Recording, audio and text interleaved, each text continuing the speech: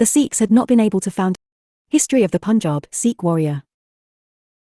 The Sikhs had not been able to found a state during the reign of Aurangzeb, though they had been organised into a fighting group by the 10th and the last Guru Gobind Singh. After his death the Sikhs found a capable leader in Banda Bahadur, a.d.1708-1716. He organised a large number of Sikhs and captured Sirhind. He tried to establish an independent kingdom and struck coins in the name of Guru Nanak and Guru Gobind Singh and also issued orders under his own seal. Under his leadership, the Sikhs offered valiant resistance to the Mughal and overran the entire territory between Lahore and Delhi. In his struggle against the Mughals, he was captured in the fortress of Gurudaspa. Banda Bahadur and his followers were sent to Delhi where they were treated in most barbaric manner. Banda's young son was killed and he himself was tortured and crushed to death. His followers called him Sacha Pad Shah, the true emperor. The tenets of Guru Nanak and Guru Gobind Singh had taken deep roots in the hearts of the people. The Sikhs began to organize themselves gradually into a Sikh state. The disorder and confusion in the Punjab after the invasions of Nadir Shah and Ahmed Shah Abdali helped the rise of the Sikh power to a great extent. In AD 1764, the Sikhs assembled at Amritsar and struck the first coins of pure silver with legends of Day, Te, and Fatith. This was the first proclamation of the Sikh sovereignty in the Punjab. They organized themselves into 12 misls, military brotherhood with democratic setup, and controlled the regions of Punjab. The leaders of these misls parcelled out the territories among themselves. Even Ahmed Shah Abdali was unable to destroy the misls, and within 2 years of his departure, the governors appointed by him at Sirhind and Lahore driven out. Small principalities like Mabar, Peshawar, and Kapurthala emerged. It was towards the end of the 18th century that Maharaja Ranjit Singh united the misls and established a powerful state. Name of the misl. Founder or leader of misl. Singhpuria misl. Nawab Kapur Singh. Ahluwalia. Jasser Singh Ahluwalia. The Ramgiriya misl. Jasser Singh Ramgarhia. The Phalkian misl. Phul Singh. Kanhiva misl. Jai Singh. Bagi misl. Hari Singh. Sukachakya misl. Sharat Singh. Nishanwalia misl. Sada Sangat Singh. Kar Singhia misl. Badal Singh. Dalawalia misl. Gulab Singh. Nokai misl. Hira Singh. Shahidi misl. Baba Deep Singh. Sholes. First Anglo-Sikh War. The English invaded Punjab during the reign of Dalip Singh, occupied Lahore, and brought down the Treaty of Lahore, on March 9, 1846 AD. Lahore Durbar was transferred to the company due to not paying of the war indemnity. Then company gave Kashmir to Gulab Singh, who was instrumental in the negotiation. Second Anglo-Sikh War. The terms of negotiation and treaty did not improve the situation in Punjab, which led the foundation of Second Anglo-Sikh War. After war, Punjab was annexed to the company by Lord Dalhousie. Lawrence was the first commissioner of Punjab. Conclusion. The disintegration of Mughal Empire in the 18th century, its collapse was hailed by the ambitious nobles as well as a preoccupied Raja and regional leader who wanted to form their own kingdom. The Punjab was one of those regional which was rise after the decline of Mughal Empire. History of Rajputs, Rajput provinces of India. The principal Rajput states of Mewar, Udaipur, Marwar, Jodhpur, and Amba, Jaipur, were alienated from the Mughal Empire due to the religious and administrative policies of Aurangzeb. The rulers of Jodhpur and Jaipur were made the Mughal governors of Gujarat and Malwa. It appeared for some time that the Rajputs were regaining their position and influence in the empire and emerging as its major support against the Jats and the Marathas. The Maharajas of Jodhpur and Jaipur added to their possessions a large portion of the empire during the regimes of the later Mughals. However, after the death of Aurangzeb, Jodhpur and Jaipur came to play an important role in the politics of Delhi. Bloodlines of Rajputs. Rajputs are descendant of the 36 royal Kshatriya clans, warrior class, as mentioned in the sacred books like Puranas, Mahabharata, and Ramayana that classified 3 basic lineages. Suryavanshi, clan of the Solar dynasty, descendant of Manu, Ikshvaku, Harishchandra, Dasaratha, and Rama. Chandravanshi, clan of the Lunar dynasty, descendant of Yavati, Deva Narsha, Puru, Pandu, Yudhishthira, and Krishna. Agnivanshi, clans of the Fire dynasty, descendant of Agnipala, Swatcha, Maulan, Gulunsar, Ajpala, and Dola Rai. The most outstanding Rajput ruler in this period was Sawai Raja Jai Singh of Amba, 1681 to 1743. He was appointed as the governor of Surat and subsequently of Agra as well. He built the beautiful city of Jaipur and erected astronomical observatories, i.e. Jantar Mantar, at Delhi, Jaipur, Banaras, Ujjain and Mathura. Ajit Singh remained the governor of Amber and Gujarat. In addition, the territory from Agra to Surat in their hands helped them to make their kingdoms stronger and prosperous. With the rise in power of the Jats, the Marathas, and the provincial rulers, they lost their jagirs outside their own states and their influence began to shrink. Summary on the political condition of the Rajputs ruling states. Though the political influence of the Rajputs declined, the influence of a group of Rajasthan in the economy of the country increased. These were the merchants who had earlier concentrated on the cross-country trade between the important centres in Gujarat, Delhi and Agra at that time. With the decline of the empire, the commercial importance of these centres also declined.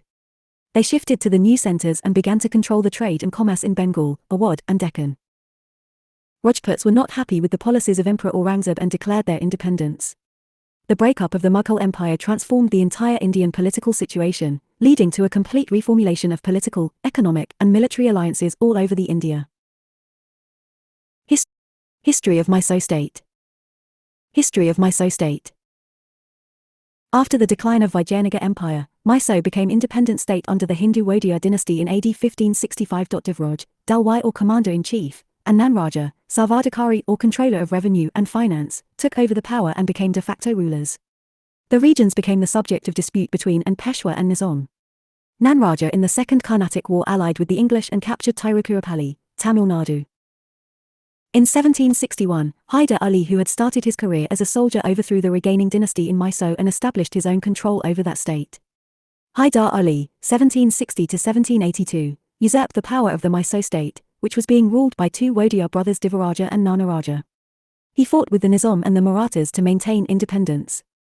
He allied with the French and the Nizam and gave crushing defeat to the English in the First Anglo-Mysore War in AD 1767–69, and forced them to accept the terms in the form of treaty, i.e. Treaty of Madras in April 1769. During Second Anglo-Mysore War in AD 1780–84 imposed with very humiliating defeat on the English, in which he allied with the Maratha and the Nizam.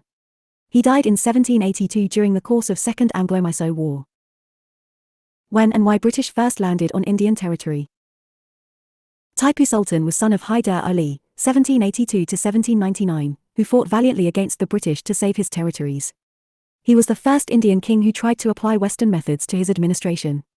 He made use of the modern methods of military training and organization and established a workshop to produce modern weapons. He fought the Third Anglo-Mysore War, AD 1790–92, against British with allied forces of the Maratha and Nizam. He imposed with the Treaty of Srirangapatnam, and according to which he had to surrender half of the Mysorean territory to the victory's allies. He died during the course of fighting at the Fourth Anglo-Mysore War. Remarkable information about Tipu Sultan. 1. Great admirer of Jagadguru Sankracharya of Sringeri and offer him funds for the construction of goddess Sharda image which was destroyed by the Maratha. 2. His autobiography, Tariq-i Khudai 3. Wrote a military manual Fatahul Mujahideen that contained the information about the rocket technology and rocket brigades. 4. He completed Lal Bar project, Bangalore, started by his father Hyder Ali and laid the foundation of Krishnaraj Sagar Dam on Koveri. Show less. Under the Mysore kingdom, the fine arts flourished in southern India as well as patronized such famous artists and musicians as Veena Shishana and T. Chowdhury, who became a center of Carnatic music. This period witnesses the significant development of the Mysore painting, Indo-European architecture and Kannada literature, including writings on both traditional religious themes and topics such as musical treatises, drama and theatre. The Awadh historic region of northern India. Awadh was historic region of northern India, now constituting the northeastern portion of Uttar Pradesh state. It received its name from the capital Kosala's kingdom Ayodhya and became part of Mughal Empire in 16th century. British in 1800 subjugated as part of their empire. The Suba of Awadh became independent in AD 1722, when a Persian Shia named Sadiq Khan was appointed as the governor of Awadh by Muhammad Shah, the Mughal emperor. He had helped in the overthrow of the Sayyid brothers. Sadiq Khan was deputed by the king to negotiate with Nadir Shah so that he should desist from destroying the city and return to his country on payment of a large amount of money. When Nadir Shah failed to get the promised amount of money, his anger felt on the population of Delhi. He ordered a general massacre. Sadiq Khan committed suicide due to humiliation and shame. The next Nawab of Awadh was Safdar Jang, who was also appointed as Wazir of the Mughal Empire. He was succeeded by his son Shujauddaulah. The Awadh ruler organized a powerful army which was composed of, besides Muslims and Hindus, Naga, sannyasis as well. The authority of the Awadh ruler extended up to Rohilkhand, a territory to the east of Delhi. A large number of Afghans from the mountain ranges of the northwest frontier, called the Rohillas, were settled there. Some of the Nawabs of the Awadh were discussed below. Sadiq Khan Burhan-ul-Mulk, AD 1722–1739. He founded Awadh as an autonomous state in AD 1722. He was appointed as governor by Mughal Emperor Muhammad Shah and played very important role in the imperial affairs during the Nadir Shah invasion. He committed suicide for the sake of name and honor.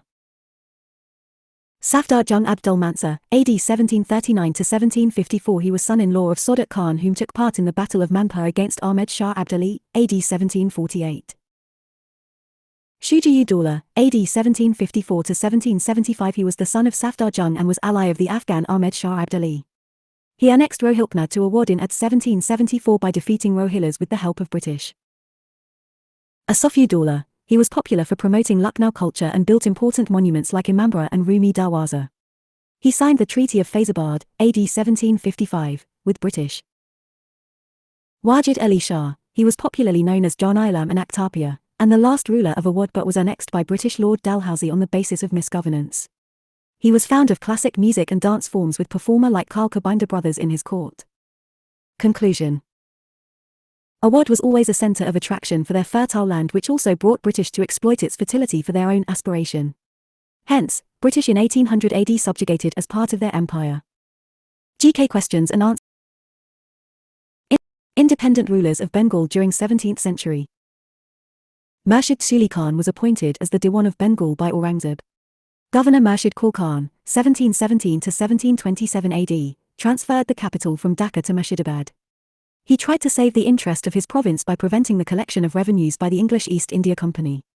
His son-in-law Shuja-ud-Din Khan succeeded the government and annexed Suba of Bihar to become a part of Bengal. Murshid Suli Khan and his successor Nawabs administered Bengal, Bihar and Odisha as independent rulers, though they continued to send revenue to the Mughal emperor regularly. Murshid Suli Khan was appointed as the Diwan of Bengal by Aurangzeb. He tried to save the interest of his province by preventing the collection of revenues by the English East India Company. Shuja-ud-Din Khan, whose son-in-law of Murshid Suli Khan, succeeded the government and annexed Suba of Bihar to become a part of Bengal. Sarfaraz Khan crowned, who was son of Shuja. He took the title of Alam-ud-Daulah Hyder Jung. Alivadi Khan legalized his usurpation by receiving a farman from Emperor Muhammad after paying 2 rupees crore. He favored and nominated Siraj-ud-Daulah, who was the son of his youngest daughter, as his successor. Siraj-ud-Daulah prohibited the English from fortifying their factories at Calcutta, but on their refusal to comply with his orders that led to the battle at Plassey with English forces. Mir Qasim granted the zamindari of Burdman, Midnapore and Chittagong to the British. He introduced several revenue and military reforms to strengthen his position. Mir Jafar granted the right to free trade in Bengal, Bihar and Orissa and the zamindar of 24 Parganas to the British. He is also known as the Jackal of Clive. His reinstatement in 1763 by the British took place after the outbreak of the war with Mir Qasim. Najam-ud-Daulah was the son of the Mir Jafar and made Nawab, who has remained puppet in the hands of the British during the period of dual system of government. Conclusion. With the decline of Mughal Empire after the death of Aurangzeb, Bengal became an independent viceroyalty for all practical purposes under Murshid Suli Khan, who justified the confidence reposed in him by the efficient management, which raised Bengal to the highest degree of prosperity. History of Hyderabad State and Nizams of Hyderabad. History of Hyderabad was established under the variety of kingdom. For example, the Chalukya kingdom, whose feudal chieftains, the Kakatiyas, in 1321 AD, the Sultanate of Delhi under the command of Muhammad bin Tughlaq, Bahmani Sultanate, the Masunori Nayakas, the Vijayanagara, Nizam and British. Chin Kilich Khan had been given the title of Nizam-ul-Mulk and had been made the governor of the Deccan. In 1722 he was made the Wazir, but soon afterwards he returned to the Deccan and consolidated the hold over the region. His successors were called the Nizams of Hyderabad. The Nizams of Hyderabad ruled over Hyderabad for the 2 centuries and added the colour of immense growth both culturally and economically. Nizam-ul-Mulk. He was founder of Hyderabad as a state. He signed Treaty of Bhopal in 1738 with the Peshwa Act as arbitrator at the Battle of Karnal in AD 1739. Nazir Jung. He was executed by the Muzaffar Jung, who was the sister son. Muzaffar Jung. He set up to the throne with the help of French, but his rule came to an end with his accidental death. Salabat Jung, he becomes ruler with the help of the French. Nizam of Hyderabad were great follower of art, culture and literature. They built Salar Jung Museum in Hyderabad and Chau Mahalla Palace. Conclusion. History of Hyderabad written with rise and fall of kingdoms, but the real founder of the state was Nizam-ul-Mulk, who not only defined the territorial boundary but also added the state of exemplar both culturally and economically. History of Jat state during 17th century. The Jats came into existence in the 17th century, when they formed a powerful kingdom at Bharatpur after rebelled against the Mughal Emperor Aurangzeb. But they spread mainly in the rural regions of Haryana, Punjab, western parts of the Ganga Doab and eastern were founding various small kingdoms in the region. These were agriculture practitioners during ancient and medieval period, and also great warriors who were also employed as soldiers by Hindu as well as Muslim kings. Some of the ambitious Jat Zamindars of Agra region who wanted to establish independent principality, which brought them to conflict between the Mughal, the Rajputs and the Afghans. Suraj Mal was the only Jat leader who welded the scattered Jats in one powerful state. Some of the leaders of the community were discussed below. Gokhla, he was the Zamindar of Tilpat and one who provided leadership in 1669 AD uprising to the Jat. He was stamped down by the Mughal governor, Hassan Ali. Rajarama, he was the Zamindar of Sinzana and provided leadership in uprising 1685 AD to the Jat. He was stamped down by Raja Bishan Singh Kachwaha of Amba. Churaman, he was nephew of Rajaram who defeated the Mughals in AD 1704 and captured Sinsoni. Bahadur Shah gave him Mansab and established the state of Bharatpur and served Mughals' campaign against Banda Bahadur. Badan Singh, he was the nephew of Churaman. He got the title of Raja from Ahmed Shah Abdali. He was considered as the real founder of Jat state of Bharatpur. Suraj Mal, he was adopted son of Badan Singh. He is remembered as the Plato of Jat tribe and as Jat Ulysses because he drives Jat kingdom at zenith point. He led the expedition in the regions of Agra, Mewar and Delhi, agreed to help the Marathas in the Third Battle of Panipat. He executed by the Pathans near Delhi. Conclusion. The 17th century and Mughals' disintegration witnessed the emergence of new warrior class, i.e. Jat, who claim themselves as the descendants of the Indo-Scythians who entered India from Central Asia, while others go further, linking them to the ancient Gatai and Scythian Masajtai. Although they formed a state, but their internal structures remains tribal confederacy. Establishment of the Portugal Dominion.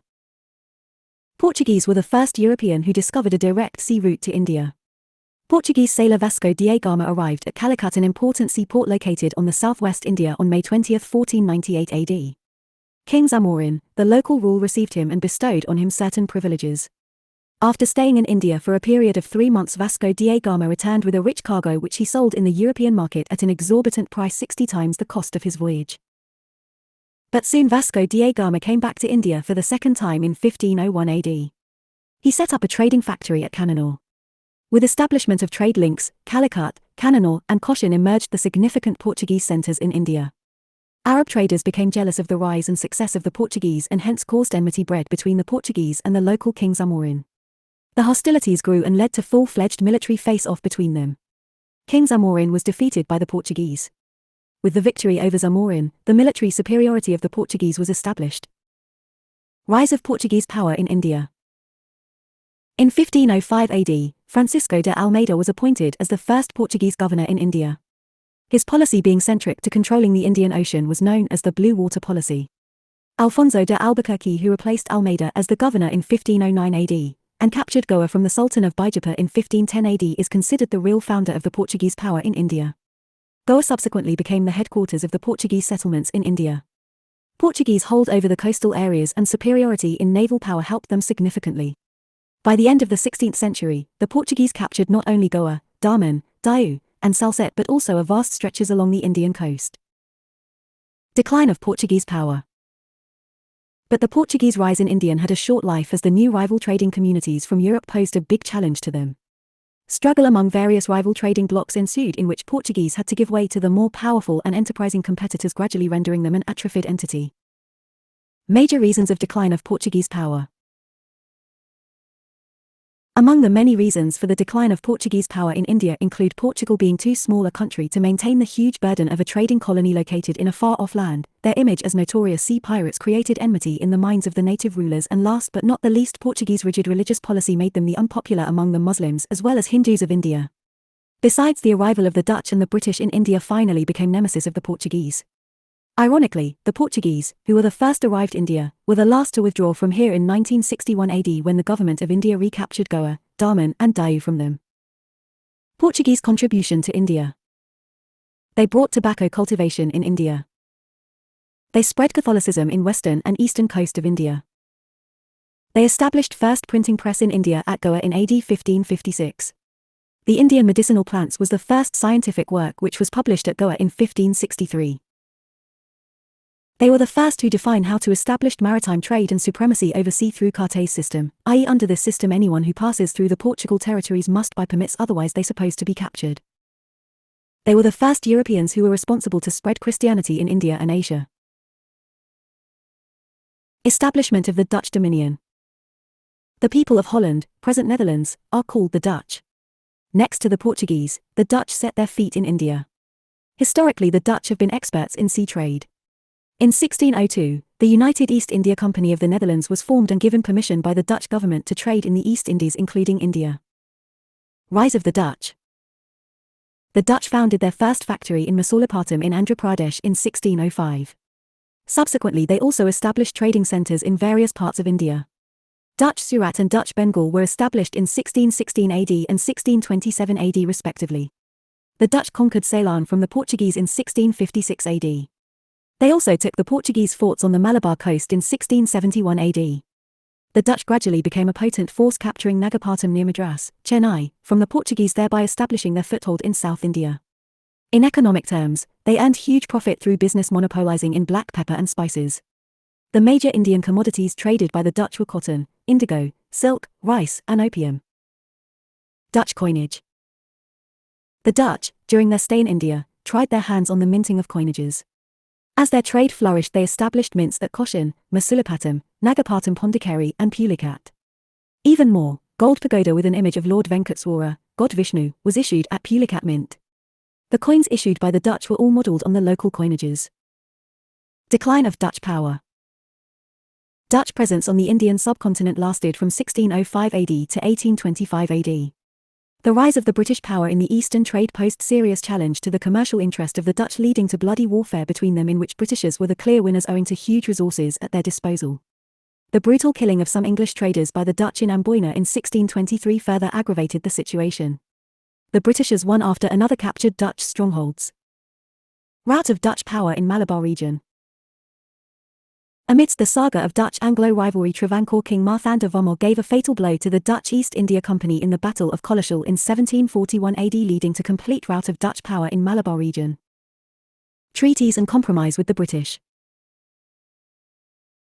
Although the Anglo-Dutch Treaty was signed in 1814 AD, which facilitated restoration of Dutch Coromandel and Dutch Bengal to Dutch rule, but they again were returned to British regime as per the clause and the provisions of the Anglo-Dutch Treaty of 1824 AD, which made it binding on the Dutch to ensure all transfers of property and establishments till on March 1, 1825 AD. By the middle of 1825 AD, therefore, the Dutch had forfeited their all trading posts in India. In the ensuing compromise, the obvious happened. Both the parties came to a compromise in 1667 AD by which the Britishers, on the basis of give and take formula, agreed to completely withdraw from Indonesia for the Dutch who, in return, retired from India to trade in Indonesia. Danish colonial possessions in India. Danish refers to something from or related to Denmark. Denmark held colonial possessions in India for 225 years. The Danish colonies in India included the towns of Tranquebar, Tamil Nadu, Serampore, West Bengal, and the Nicobar Islands. Establishment of Danish trade monopoly. It was the Dutch adventurer Marcellus de Beauchauer who provided the impetus for Danish involvement in the Indian subcontinent. He wanted military assistance against the Portuguese with a promise of monopoly on all trades to the assisting party. His appeal convinced Christian IV, the King of Denmark-Norway, who subsequently issued a charter in 1616 granting the Danish East India Company a monopoly on trade between Denmark and Asia for 12 years. Danish chartered companies. There were two Danish chartered companies. The first company, Danish East India Company, operated between 1616 AD and 1650 AD. Danish East India Company along with Swedish East India Company imported more tea than the British East India Company and smuggled most of it into England, where it sold at a huge profit. The company was dissolved in 1650 AD. The second company existed between 1670 AD and 1729 AD, and in 1730 AD it was refounded as the Asiatic Company. It was granted a 40-year monopoly by a royal license on all Danish trade east of the Cape of Good Hope in 1732 AD. Till 1750 AD, 27 ships from India were sent, with 22 of them survived the journey to Copenhagen. But the company lost its monopoly in 1772 AD. Serampore Mission Press.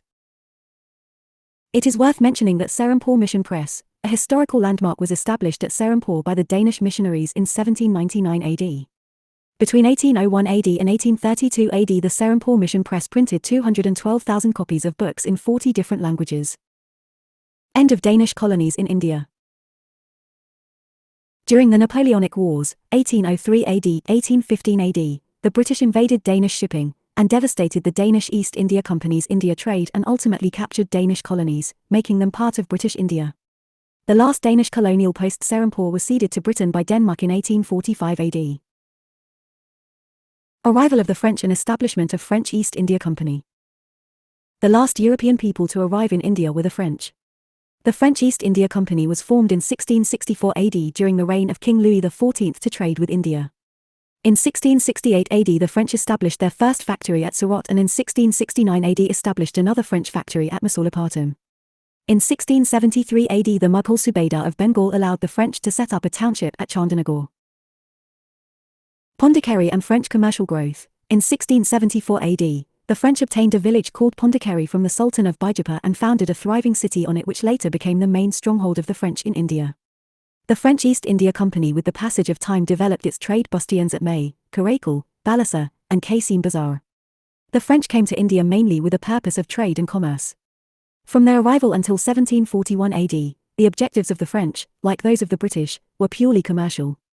The French East India Company took hold of Yanam in 1723 AD, May on Malabar coast in 1725 AD and Karaikal in 1739 AD. French political motives and ambition. As the time passed, there came a change in their motives and they began to consider India as their colony. The appointment of Joseph-François Dupleix as the governor of the French East India Company in 1741 AD was the first step towards this realization and goal, during whose tenure political motives began to clearly surface and even overshadow their commercial objectives. Dupleix was extremely talented, took advantage of the rivalries among local rulers and saw it as God's send opportunity to establish French empire in India. He was diplomatic and intriguing par excellence, which earned him respectable position in the Indian political scenario. But it was the British who challenged French under Dupleix, and subsequently both powers had a face-off. Dupleix's army under the Marquis de Bussy-Castell now captured the areas between Hyderabad and Cape Comorin. Robert Clivier. A British officer arrived in India in 1744 AD, and decisively defeated Dupleix. After this defeat, Dupleix was recalled to France in 1754 AD. French restricted to certain areas. Lala Tollendal, who was sent by the French government to drive the British out of India, got some initial success, particularly when he pulled down Fort St. David in Cuddalore district in 1758 AD, but the Battle of Wandiwash between French and the British broke the back of the French as they had to lose Hyderabad region, leading to the siege of Pondicherry by British in 1760 AD. In 1761 AD the British destroyed Pondicherry. Thus the French lost their hold in South India. Later on, as per the provisions of 1763 AD peace treaty with Britain, Pondicherry was returned to France in 1765 AD. The de jure union of French India with India was firmed up in 1962 AD, when the French Parliament ratified the treaty with India to this effect. Arrival of the British and establishment of British East India Company. Arrival of the British and the establishment of British East India Company was the outcome of the Portuguese traders who earn enormous profit by selling their merchandise in India.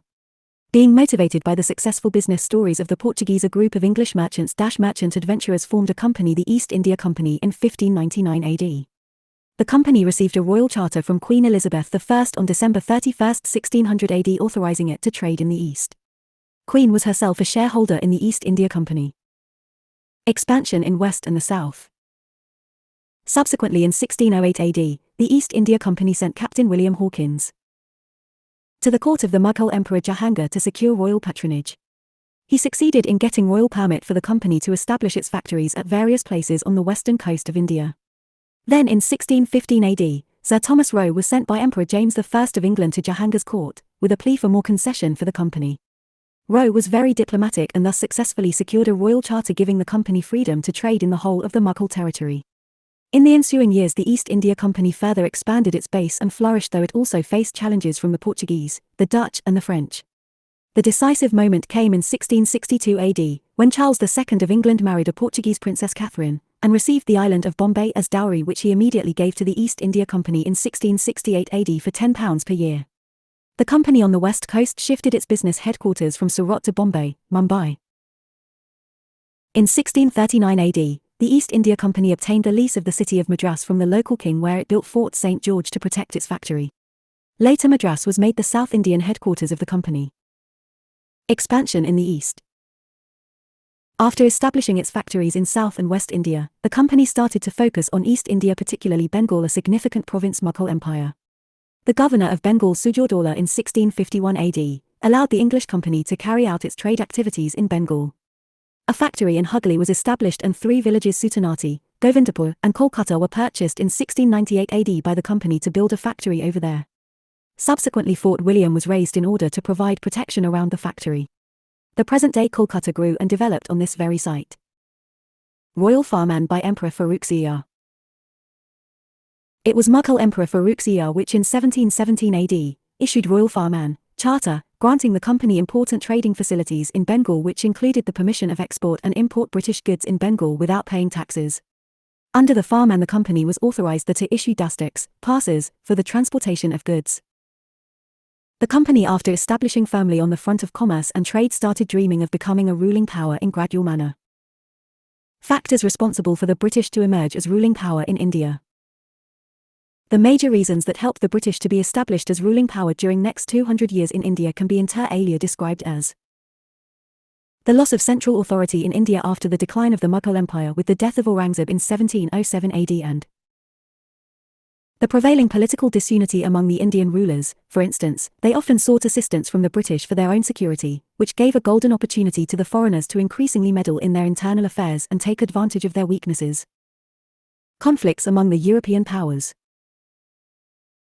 Major European powers in India: the Portuguese, the Dutch, the British and the French were the 4 major European powers who arrived in India to establish their trade links and subsequently held colonial possessions. Major well as minor conflicts among them often took place from time to time for commercial and political supremacy, but in the end it were the British who proved themselves most powerful after thrashing the other 3 and remained in India for more than 200 years as ruling power. The Portuguese, who were the first to come to India, set up their factories and colonial posts here and faced stiff competition from the Dutch, but the Dutch proved weak before them as they could not withstand the stiff competition of the Portuguese and the British and thus retired from India. Main rivals: ever since the British came to India they faced challenges from the European powers like the Dutch, the Portuguese, and the French. The Portuguese and the Dutch were not serious and potent rivals to the British. The only strong rival of the British were the French, who were also the last Europeans to come to India. The British efforts to establish a complete monopoly over trade and commerce in India again and again brought them into conflict with the French. Consequently, 3 long battles were fought between these 2 European powers during a period of 20 years, 1744 AD 1763 AD, with the aim of capturing commercial as well as territorial control. The final decisive battle was fought on the 22nd of January 1763 AD at Wandiwash. Carnatic Wars. It was the succession disputes in both the Carnatic and Hyderabad that opened the gates for Europeans, the British and the French, to play the roles of middlemen, and thus in order to grind their axe both European powers had a golden opportunity for intervention in support of various rival Indian claimants. At first the French, under Dupleix, who was a governor of Pondicherry, emerged victorious both in the Carnatic and in Hyderabad. The French were rewarded with northern Sarkars by their claimant to throne, which the French officer Bussy controlled for 7 years. However, the French success turned out to be short-lived. They were checked by British forces under Robert Clive in 1751 AD. Robert Clive changed the course of the war. The French claimant was defeated the next year. The French had to sign the Treaty of Tiruchirappalli with the British. In the next 7 Years' War, 1756 AD, 1763 AD, Third Carnatic War, both the French and British armies renewed their rivalry. The war began when French General Count de Lowley invaded Madras but was defeated by the British. General Sir Eyre Coote. The British captured Pondicherry, 1761 AD, and Count de Lowley was forced to surrender Karaikal and Jinji to them. Hence, the French lost Third Carnatic War at Wandiwash, 1760 AD, and subsequently signed Treaty of Paris with the British in Europe. Establishment of British supremacy. The victory in Carnatic War prepared the ground for the British to establish their supremacy in India, and the French dream of an Indian empire disappeared forever. With the victory of Wandiwash, the British East India Company had no European rival left in India. The British became the master of this great country. Besides having skilled leaders like Sir Ercot, Major Stringer Lawrence, Robert Clive on their side, the British was also a strong naval power, which was a decisive factor with them to become credible rulers of India.